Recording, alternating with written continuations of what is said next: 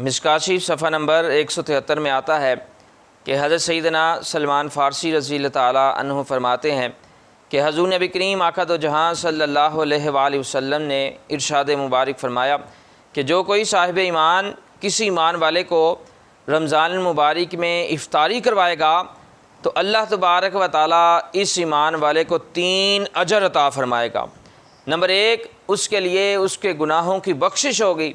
Number 2, उसकी गर्दन जहन्नुम की आग से आज़ाद होगी।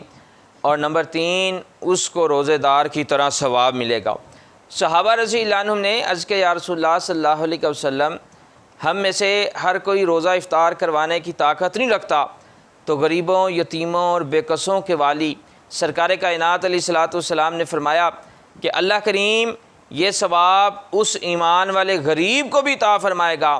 कि जो दूध के गूंद से या खजूर से या पानी के ही एक गूंद से रोज़ेदार का रोज़ा इफ़्तार करवाएगा। हज़ूर नबी करीम आका दो जहाँ सल्लल्लाहु अलैहि वसल्लम ने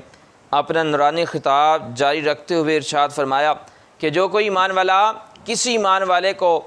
इफ़्तारी के बाद खूब पेट भर कर खाना खिलाएगा